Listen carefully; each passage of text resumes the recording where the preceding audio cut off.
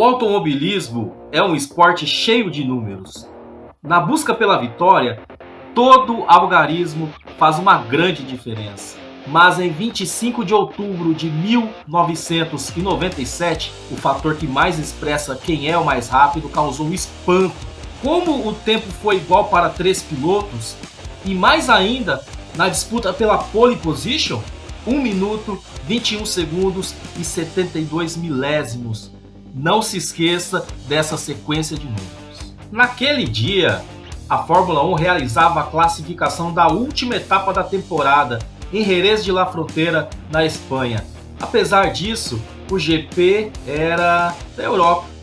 O circuito, longe da categoria desde 1994, sequer estava programado para receber uma corrida naquele ano, só que recebeu um presente durante a temporada.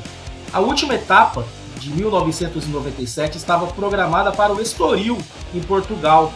Contudo, divergências entre os organizadores e Bernie Ecclestone, que pedia melhoras no autódromo português, acabaram gerando uma crise e abrindo um espaço no calendário. Foi então que Jerez, usada geralmente para testes, surgiu como uma salvação para fechar o ano. Houve também uma pressão da Renault para que sua última corrida na categoria não fosse no Japão. Pois é, teve isso. Após 16 etapas, a Fórmula 1 chegou à Espanha com Michael Schumacher, da Ferrari, como líder do campeonato, com 78 pontos.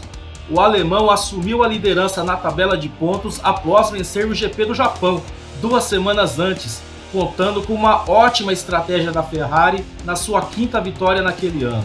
Jacques Villeneuve, da Williams, tinha 77 pontos, portanto, 1 a menos que Schumacher, após 7 vitórias ao longo daquele ano. O canadense, porém, vinha de um duro golpe sofrido em Suzuka, quando largou na pole position, liderou a primeira parte da corrida, mas um erro de estratégia o tirou do pódio, terminando apenas na 5ª colocação.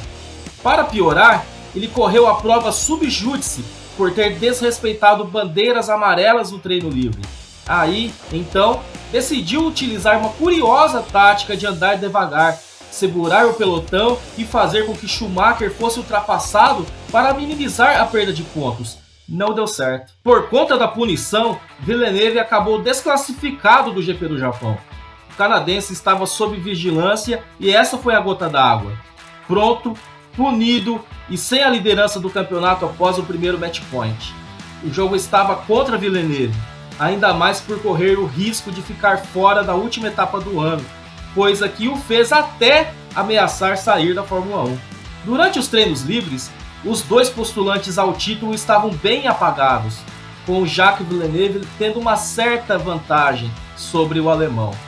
Mas ele estava bem irritado, especialmente após ter sido bloqueado por Ed Irvine, companheiro de Schumacher na Ferrari, durante uma sessão de treinos livres.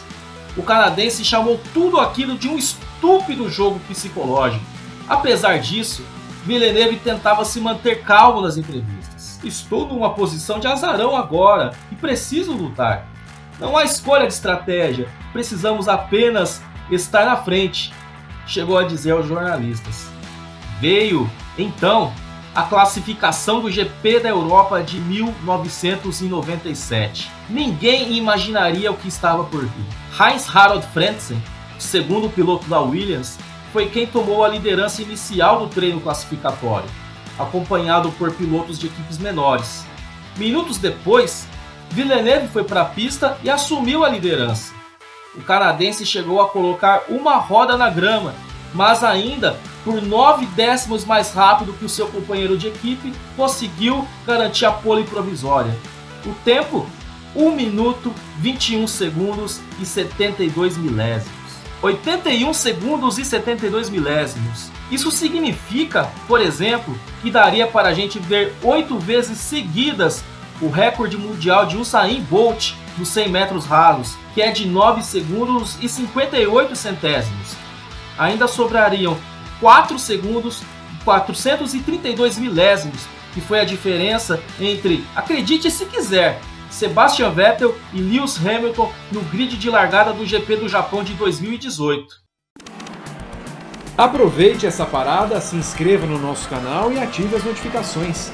Dê o like, deixe seu comentário. Tem conteúdo inédito sempre na GPTV. Michael Schumacher, então, entrou na pista determinado a tomar o melhor tempo de Villeneuve. Quando a segunda medição apareceu na tela, ele foi 3 décimos mais rápido que o rival. A pole era inevitável, questão mesmo de tempo, ainda mais no curto setor final de Jerez. Só que um pequeno erro na entrada da reta principal fez com que o alemão fizesse exatamente o mesmo tempo do rival. Impossível um roteiro mais dramático para uma decisão de título. Frentzen, depois de ter caído para o 4º lugar do grid, voltou ao circuito determinado a ajudar o companheiro de equipe, nem que para isso tivesse de assumir a pole position. Acompanhando o ritmo de Villeneuve, passou um pouco acima na primeira parte, depois 1 décimo abaixo no segundo setor, e aí fez um setor final decente, parecia predestinado a assumir a pole position do GP da Europa.